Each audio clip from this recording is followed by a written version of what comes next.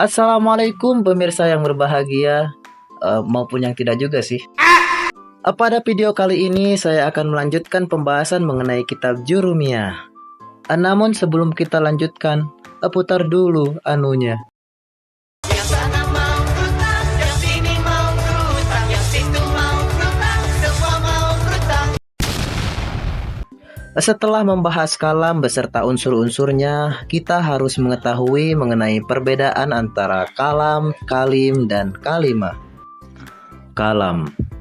Secara singkat, kalam berarti kalimat sempurna yang mencakup 4 unsur yang telah kita pelajari. Contohnya seperti al-mujtahidu najihun. Orang yang bersungguh-sungguh itu akan berhasil atau sukses. Di sini sudah mencakup 4 unsur kalam. Oleh karena itu, kalimat ini disebut kalam. Yang kedua, kalim. Kalim adalah kalimat yang terdiri dari 3 kata atau lebih, baik sudah mufid memberi pengertian ataupun belum. Contoh yang sudah mufid seperti azhabu ilal madrasati. Aku pergi ke sekolah. Di sini sudah mufid karena memberi pemahaman tentang kepergian aku ke sekolah. Itu adalah contoh yang mufid. Contoh yang belum mufid seperti insafaro mahmudun. Jika Mahmud bepergian.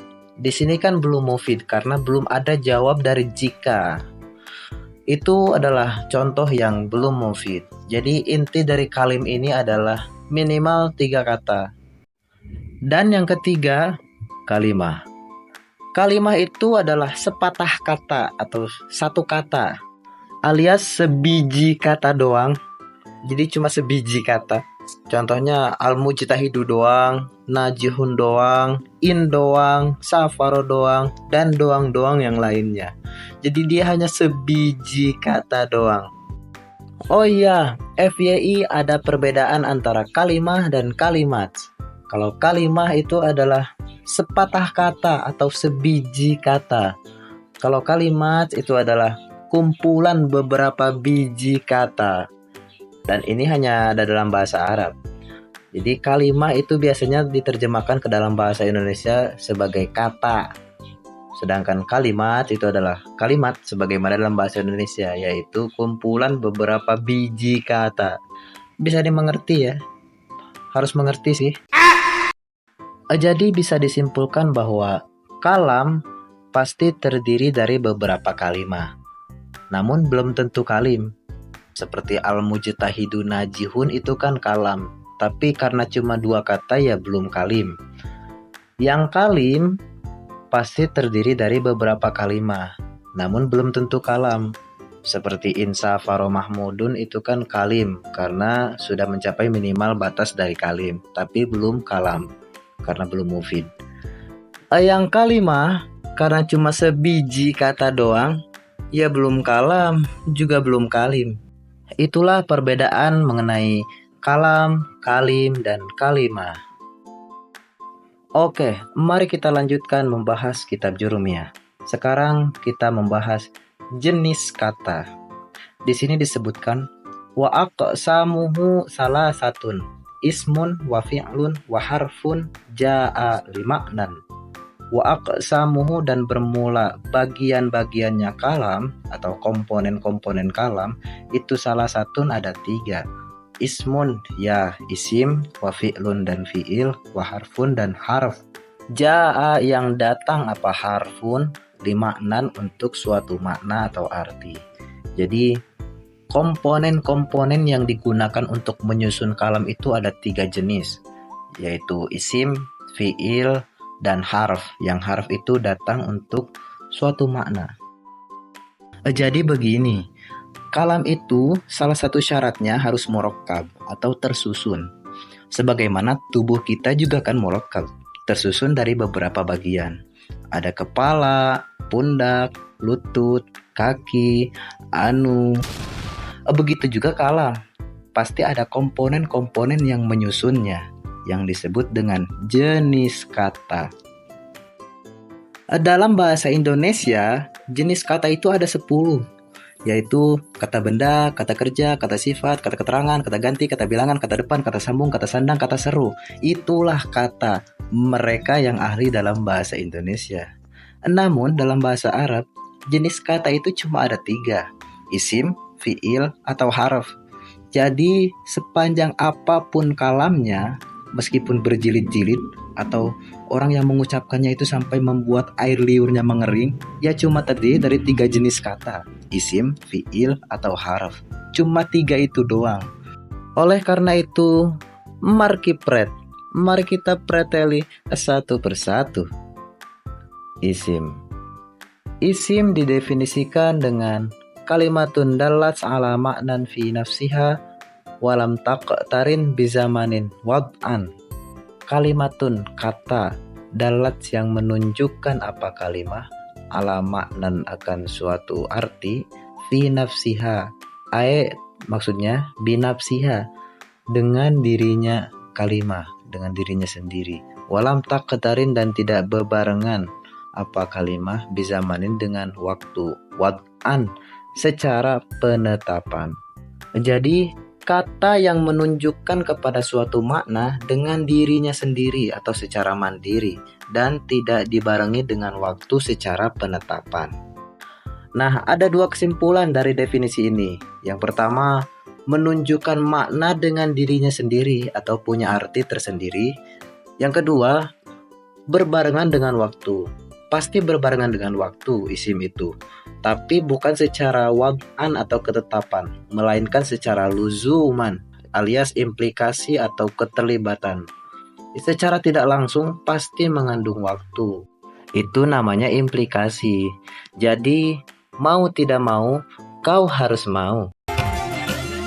Tidak mau, kau harus mau.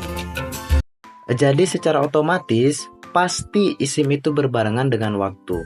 Ora kena ora. Atau bahasa Belandanya daik, kudu daik.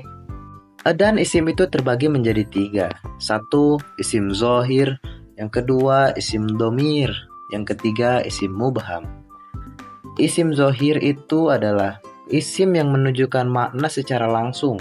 Atau dengan sendirinya, kata itu sudah menunjukkan makna. Seperti nama orang, nama kota, nama benda, dan lain-lain. Contohnya seperti Ahmad, Jakarta, dan buku.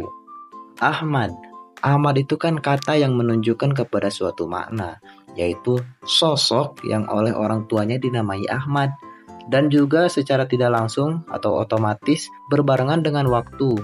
Karena kan Ahmad itu banyak.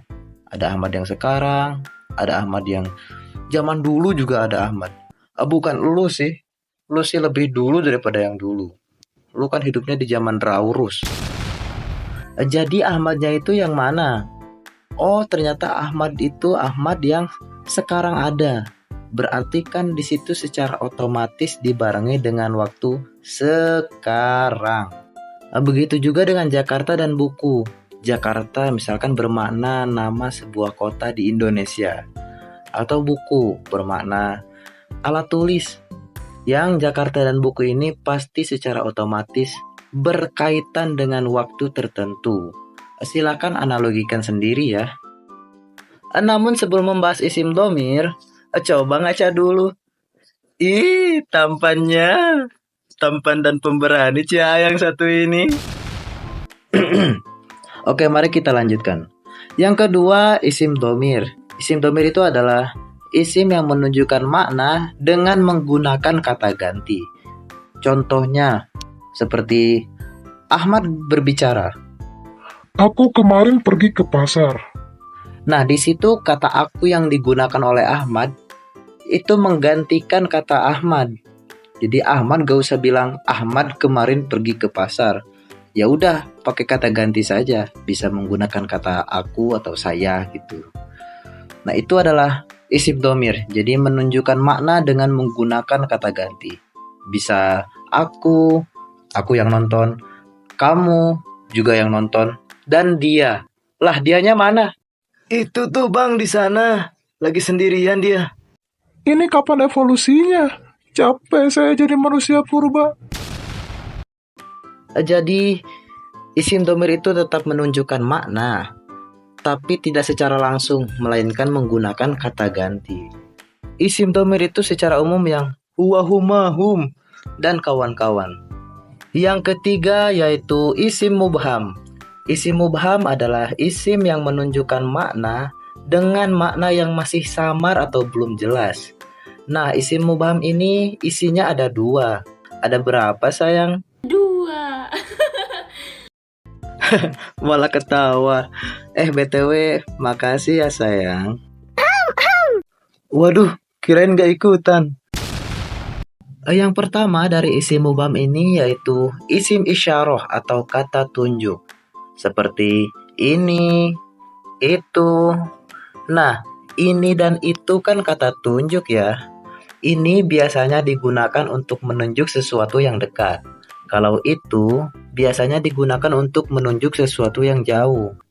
Lah, kenapa Bang isim isyarah masuk kategori belum jelas? Ya karena belum jelas. Contohnya, ada orang yang datang, terus tiba-tiba dia ngomong, ini, tapi gak nunjuk apa-apa, atau tidak ada isyarat ininya itu kemana. Nah, yang kayak gitu kan masih belum jelas. Ya apa ini? Kok tiba-tiba ngomong ini? Begitu juga kata itu. Ya seperti ini. Jadi, kata tunjuk ini dan itu baru menjadi jelas ketika ada sesuatu yang ditunjuk. Misalnya, ini buku. Oh, ini itu buku. Menjadi jelas kan kalau sudah ada sesuatu yang ditunjuk, seperti kata buku dalam contoh ini buku, dan bentuk isim isyarah itu yang haza, hazani, haulai, hazihi, hatani, haulai, dan zalika, zalikum, zalikum, tilka, tilkum, tilkum, ulaika. Untuk yang zalika, itu memang ada beberapa versi ya, terkait yang saya nyanyikan barusan dengan suara yang sangat merdu, itu menggunakan versi yang lain. Yang kedua, dari isim mubham ini yaitu isim mausul atau kata sambung. Isim mausul itu juga termasuk kategori yang belum jelas. Biasanya bentuknya itu allazi, allazani, allazina, allazi, allazani, allazina, allati, allatani, allati, allai, allati, allatani, allati, allai. Wow. Itu yang allazani dibetulin sendiri ya. Soalnya nggak bisa dibetulin ini, ngambil di Google. Yang kesemuanya itu biasanya berarti yang. Nah, kalau yang doang kan yang apa? Kan nggak jelas ya. Oleh karena itu, kata sambung itu baru menjadi jelas ketika ada yang disambung. Oleh karena itu, nyambung makanya biar jelas. Ini sih nyambung enggak, putus enggak. Loh, kok jadi ke situ? Ini skripnya gimana? Yang bener dong bikin skripnya, sayang. Jadi intinya isim mubham ini adalah isim yang gak jelas. Gak jelas. Ini mau dilanjut, tapi aplikasinya udah sering nge-lag. Maklum, gratisan di aplikasi berbayar. Gak ada duit ya Bang? Berisik kamu. Jadi kepada semua pemirsa, dari materi yang telah saya paparkan, percaya atau tidak, yaitu terserah Anda. Tapi subscribe atau tidak, yaitu gak boleh terserah. Subscribe dong.